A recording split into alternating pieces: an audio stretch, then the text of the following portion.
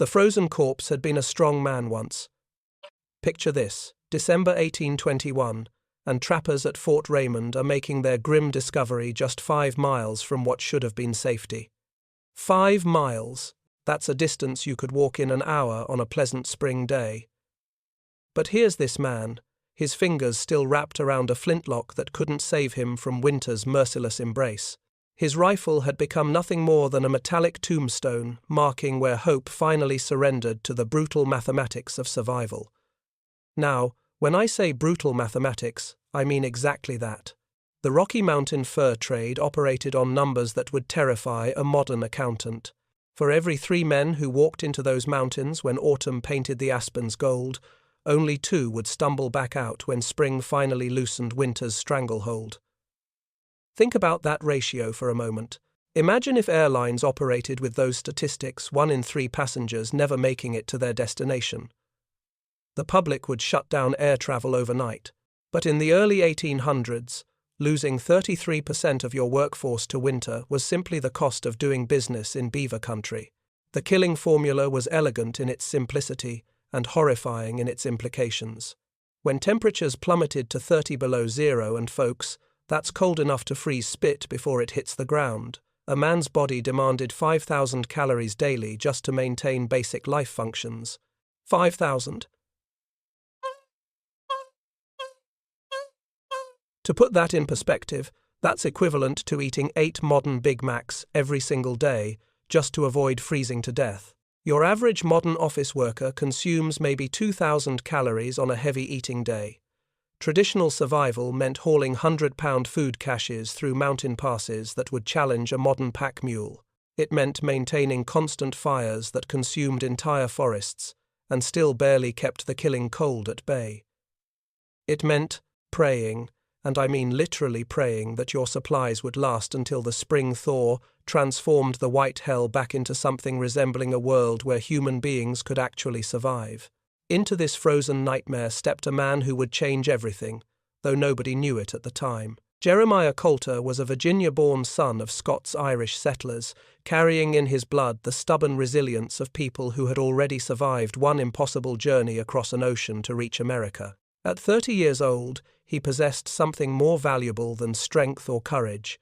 He carried his grandmother's herb lore and an almost supernatural ability to observe and adapt to his surroundings. When Coulter joined Lewis and Clark's Corps of Discovery in 1803, most expedition members saw glory in mapping unknown rivers and cataloguing new species for President Jefferson's scientific curiosity. But Coulter was studying something entirely different, something that would prove far more immediately useful for survival. While others sketched landscapes and pressed flowers between journal pages, Coulter spent every free moment with tribal elders, learning what his fellow explorers dismissed as savage superstition.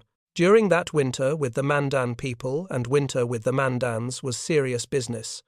Temperatures that could kill a man in hours. Coulter became a student of indigenous survival techniques.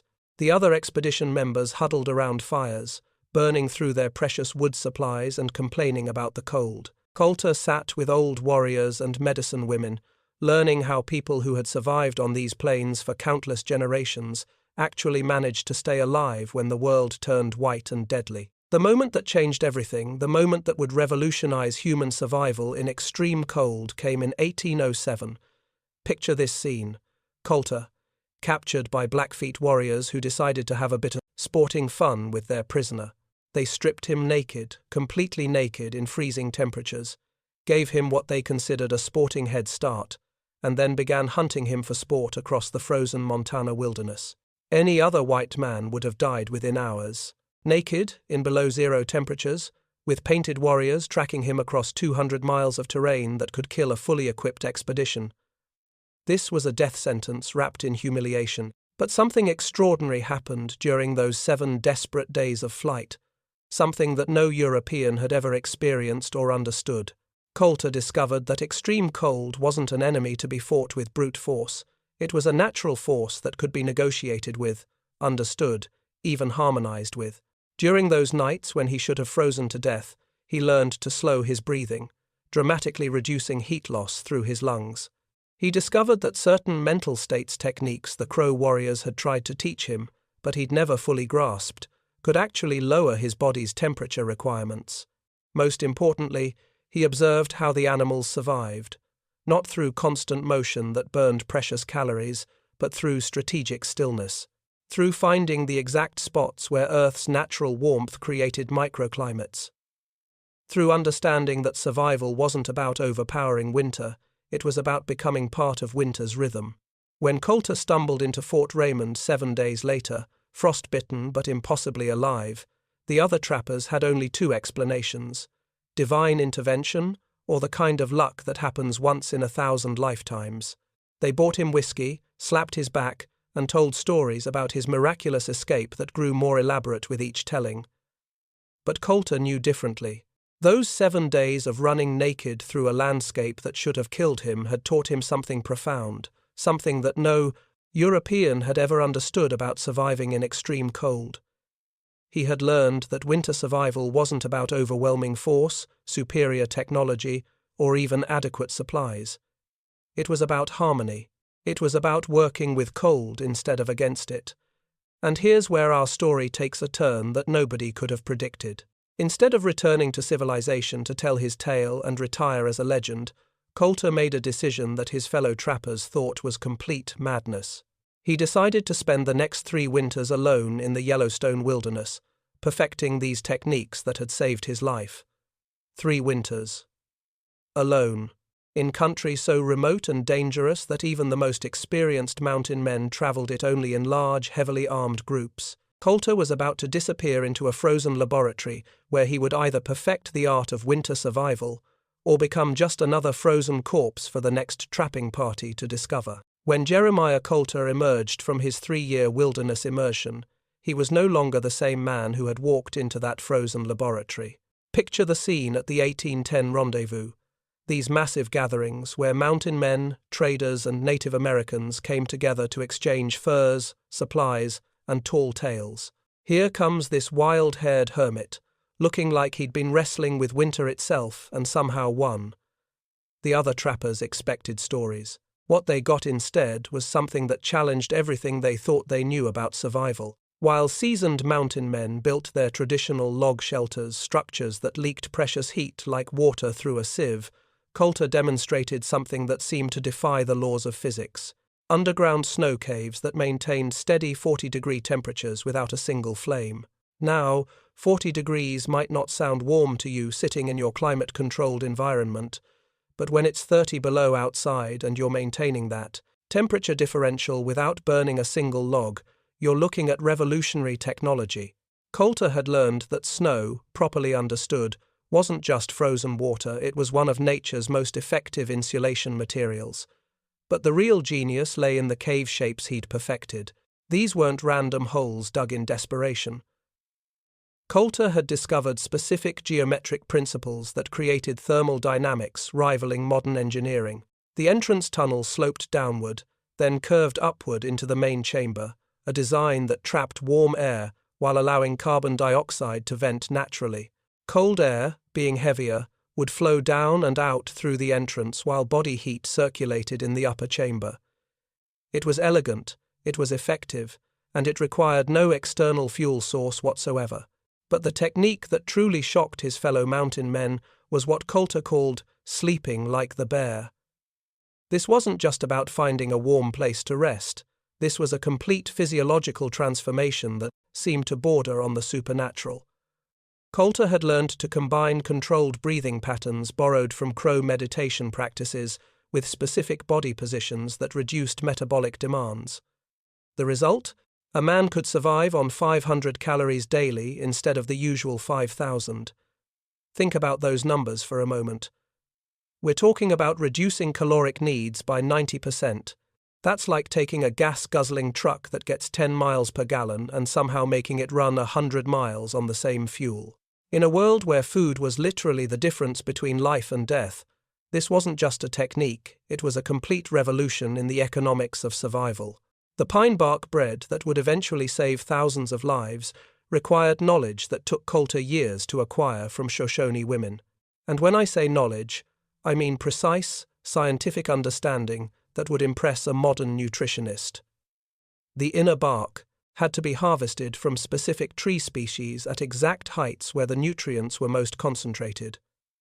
The drying process required particular methods that preserved essential vitamins while eliminating harmful compounds. Coulter's journals, written in a cipher he'd developed based on Scottish Gaelic mixed with crow symbols, detailed 27 different tree species and their exact nutritional properties. He knew which trees provided the highest protein content, which offered essential fats, and which contained the vitamin C necessary to prevent scurvy. Mixed with rendered bear fat and dried berries using proportions that took years of experimentation to perfect, this created what we'd recognize today as a superfood that provided sustained energy while requiring minimal digestive effort. But here's where the story gets really interesting from a human psychology perspective. Initial resistance to Coulter's methods wasn't just skepticism, it was fierce, almost violent rejection. Manuel Lisa, the powerful leader of the Missouri Fur Company, publicly mocked these techniques as Indian foolishness that will kill good Christian men. The cultural implications were staggering. Lisa was essentially saying that adopting Native American survival methods was not just impractical, it was morally wrong. This wasn't unusual thinking for the time. The prevailing European attitude held that indigenous peoples were primitive, and anything they did was by definition inferior to civilized methods. The idea that white men might learn life-saving techniques from people they considered savages challenged fundamental assumptions about cultural superiority. It suggested that perhaps the civilized approach to wilderness survival was actually inferior, but economics has a way of cutting through cultural prejudice like a hot knife through butter. When the winter of 1812 brought the worst storms in living memory, temperatures that killed even experienced mountain men, within hours the brutal mathematics became impossible to ignore. Trading posts began keeping detailed records, and the numbers told a story that no amount of cultural bias could explain away. Traditional trappers suffered casualty rates approaching 40%. 4 out of every 10 men died. But the small groups following Coulter's methods? 5% losses. 1 in 20. We're talking about an 8-fold improvement in survival rates. In any other context, those numbers would represent the difference between a successful industry and complete catastrophe. More importantly, from a business perspective, Coulter-trained trappers weren't just surviving, they were thriving. While traditional methods required men to hole up for months waiting for spring, Coulter's disciples maintained their trap lines throughout the winter. They were bringing in 3 times more pelts than the survivors using conventional techniques. Suddenly, what had been dismissed as Indian foolishness was looking like the most profitable innovation in the fur trade's history. The transformation accelerated dramatically after what historians call the Year Without a Summer, 1816, when Mount Tambora's volcanic eruption in Indonesia created a worldwide climate catastrophe. Global temperatures plummeted, crops failed across the northern hemisphere, and even the hardy mountain men found themselves facing conditions that made normal winters look pleasant. Traditional food caches, designed for typical winter conditions, proved utterly inadequate. Game animals either died or migrated far beyond normal hunting ranges. Men who had survived a dozen previous winters froze or starved to death because the techniques that had worked for generations suddenly became useless. But Coulter's followers?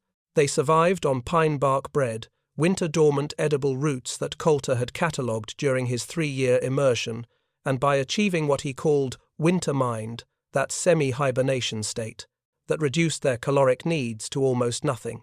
Young apprentice trappers began actively seeking out Coulter-trained brigade leaders, willing to sign contracts for lower pay in exchange for learning these life-saving techniques. Knowledge had become currency more valuable than gold, and the old guard leadership of the fur trade was about to discover that their monopoly on mountain expertise was crumbling faster than they could adapt to the new reality. The revolution had begun, and there would be no turning back. By 1825, what mountain men had initially mocked as the ravings of a madman was transforming into systematic methodology that would reshape wilderness survival forever. The conversion of Jim Bridger Old Gabe himself represents one of history's most dramatic reversals of opinion. Picture this. Bridger had been Coulter's harshest critic, publicly calling the techniques heathen nonsense that'll get a Christian man killed faster than a Blackfoot war party. But winter has a way of humbling even the most stubborn men. When Bridger's own brigade abandoned him during a late-season blizzard in 1823, left him for dead because carrying an injured man would have slowed their escape. He faced a choice that thousands of mountain men had confronted before him. He could die using traditional methods, or he could swallow his pride and try what he'd spent years ridiculing. 2 months later, when Bridger walked into Fort Laramie looking like a scarecrow but very much alive, he became Coulter's most powerful convert. Not just a convert, an evangelist. Bridger immediately established the first formal Coulter camps, training grounds where experienced practitioners taught the integrated system that had saved his life. These weren't casual instruction sessions around a campfire. These were intensive survival schools with structured curricula that would make a modern military instructor proud. The curriculum Bridger developed was remarkably sophisticated for its time. Students learned crow breathing patterns that could slow heart rate and reduce oxygen consumption. They mastered Shoshone plant medicine, understanding which bark could treat frostbite and which roots provided essential nutrients when game was scarce. They studied Scottish Highland cold resistance techniques that Coulter had inherited from his grandmother's folk knowledge. And they practiced Coulter's own innovations in thermal dynamics, the precise angles for snow cave construction, and the mathematical principles behind heat circulation. But here's where the story becomes truly fascinating from an anthropological perspective. These Coulter camps weren't just teaching survival techniques, they were creating an entirely new culture that blended indigenous wisdom with European determination. The winter count ceremony, borrowed directly from Lakota tradition, was transformed into strategic planning sessions where brigades calculated precise calorie needs and cached supplies with mathematical precision. Native wives of trappers emerged as crucial teachers in this cultural fusion. Maria Yellowleaf, a Crow woman married to French-Canadian trapper Jean-Baptiste, became legendary throughout the mountain regions for teaching what she called reading the winter's mind. This wasn't mystical nonsense, this was sophisticated meteorological knowledge passed down through generations of people whose survival depended on predicting weather patterns with deadly accuracy. Maria could teach you to identify which lichens provided vitamin C when fresh vegetables were impossible to find. She knew how to locate edible roots beneath 3 feet of snow by reading subtle changes in surface terrain. Most importantly, she understood the medicinal plants that prevented the winter ailments that killed more trappers than cold or hunger, scurvy, respiratory infections, and the psychological breakdowns that drove men to make fatal decisions in desperate situations. The knowledge she shared about reading weather through tree behavior and animal movements saved countless lives. A particular way that ravens gathered meant a blizzard was coming in exactly 36 hours. Changes in how pine trees held their branches indicated temperature drops that would kill unprepared travelers. Deer movement patterns revealed wind direction changes that could mean the difference between finding shelter and freezing to death in the open. This cultural exchange created something unprecedented in American frontier history, a survival methodology that was genuinely superior to anything either culture had developed alone. European systematic thinking, combined with indigenous environmental knowledge, to create techniques that neither group could have achieved independently. The economic implications were staggering. Independent trappers using Coulter methods were breaking free from company control for the first time in the fur trade's history. The American Fur Company, John Jacob Astor's massive monopoly, watched their profit margins plummet as trappers no longer needed to depend on company winter supplies. When you could survive on pine bark bread and maintain trap lines all winter using snow cave shelters, you didn't need to purchase expensive provisions or accept exploitative contract terms. Astor himself, and we're talking about one of America's richest men, someone who understood the value of industrial espionage, commissioned spies to infiltrate Coulter camps and steal the complete methodology. But here's what's absolutely fascinating. The knowledge proved impossible to capture through simple observation. Astor's agents could watch snow cave construction and see the breathing exercises, but they couldn't replicate the subtle understanding that made these techniques actually work. The real secret wasn't in the mechanical processes. It was in the patience to understand indigenous philosophy and the humility to accept that native peoples had perfected what Europeans were only beginning to learn. You couldn't just copy the techniques. You had to adopt the mindset that viewed nature as a partner rather than an enemy to be conquered. Military applications emerged during the 1846 Mexican War, when General Stephen Kearny faced what military theorists considered an impossible challenge: crossing the Rocky Mountains in winter with the Army of the West. Traditional military wisdom held that large-scale troop movements through mountain terrain were suicidal during winter months.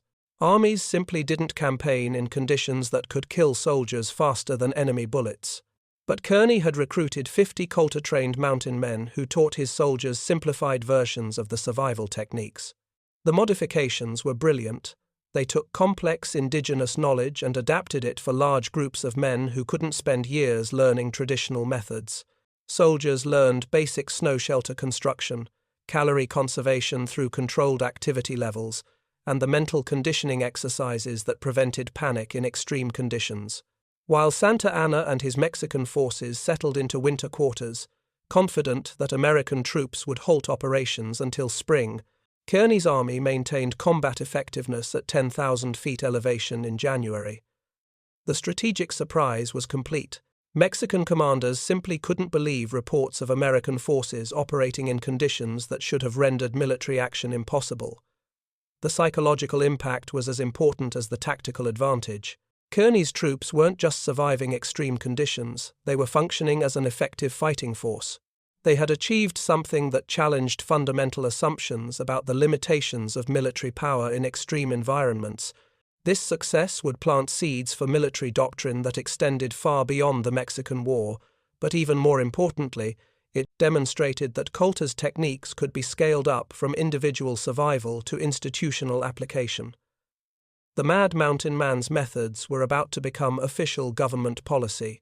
The 1863 Battle of Chickamauga marked the moment when Coulter's techniques received their final, brutal validation on one of the Civil War's most savage battlefields. Picture this scene: Confederate mountain troops under General Braxton Bragg, trapped in the Tennessee mountains during one of the worst early winters on record. These weren't just any soldiers. These were men from Appalachian communities, where Coulter's methods had filtered down through generations of hunters and trappers. For 2 weeks, these Confederate forces survived in conditions that killed hundreds of Union soldiers from simple exposure. We're talking about temperatures that turned human breath into ice crystals and froze rifle mechanisms solid. Traditional military doctrine said you couldn't maintain fighting units in such conditions. Soldiers would either die from cold or desert to find shelter. But Bragg's mountain troops not only survived, they remained combat effective throughout the ordeal. Union commanders were baffled. How were enemy forces maintaining organized resistance in weather that was decimating their own ranks?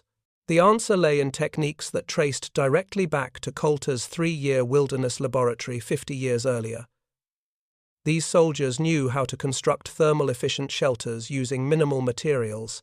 They understood calorie conservation through controlled movement and meditation practices derived from Native American ceremonies. Most importantly, they possessed the psychological resilience that came from viewing extreme cold as a challenge to be managed, rather than a death sentence to be feared. Both armies rapidly began recruiting mountain men as winter warfare instructors. What had started as one eccentric trapper's survival system was being codified into official military manuals.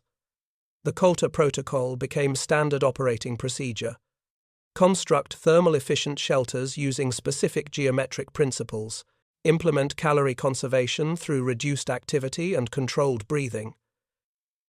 Utilize native plant foods when standard rations proved inadequate, and maintain psychological resilience through group breathing exercises that traced back to indigenous ceremonial practices. But here's what makes this military adoption so fascinating. It represented a complete reversal of traditional European military thinking. For centuries, armies had approached winter warfare through brute force: more supplies, bigger fires, heavier clothing. The Coulter Protocol suggested something radically different: work with winter's natural patterns rather than fighting against them.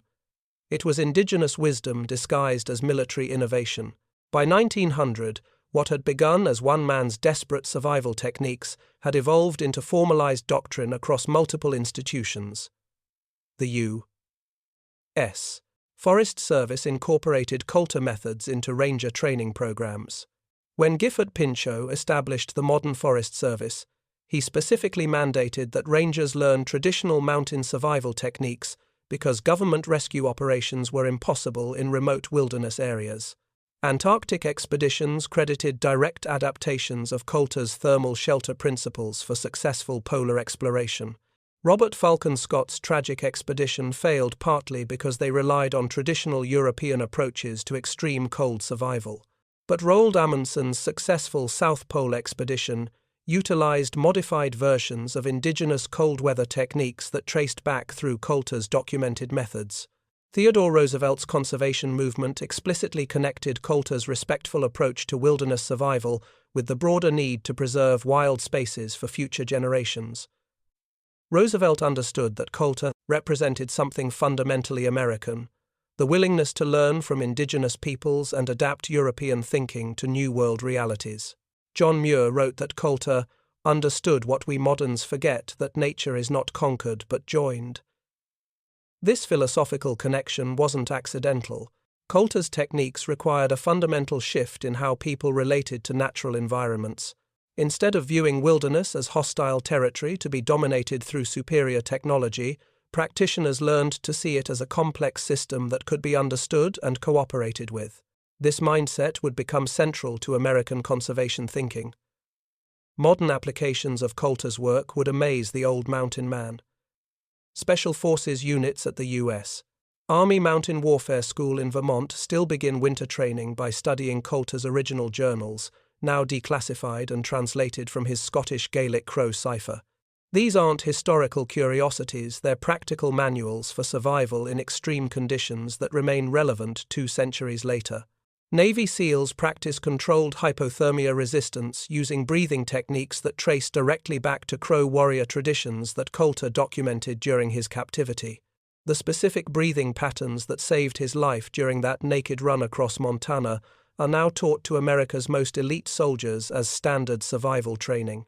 Wilderness therapy programs working with at-risk youth use Coulter's integration of physical and mental survival techniques as core curriculum. Therapists have discovered that teaching adolescents to survive in challenging natural environments using indigenous methods builds confidence and resilience that translates into better decision-making in urban environments. The Coulter Method smartphone app, downloaded over 2 million times, guides modern adventurers through shelter building and mental conditioning exercises. Backcountry hikers use GPS coordinates to locate emergency shelters based on Coulter's thermal principles. What once required years of apprenticeship with mountain masters can now be learned through interactive tutorials that would seem like magic to 19th-century trappers. But perhaps Coulter's greatest legacy lies not in specific techniques, but in the philosophical revolution he represented. He demonstrated that survival's deepest secret wasn't dominating nature through superior technology, but learning from those who already possessed hard-won knowledge, indigenous peoples whose 10,000-year relationship with the land held answers Western civilization nearly missed entirely. In our current age of climate change and technological fragility, Coulter's message resonates more powerfully than ever. True security doesn't come from overwhelming resources or advanced equipment. It comes from knowledge, adaptability, and the humility to learn from people we might otherwise dismiss as primitive or irrelevant.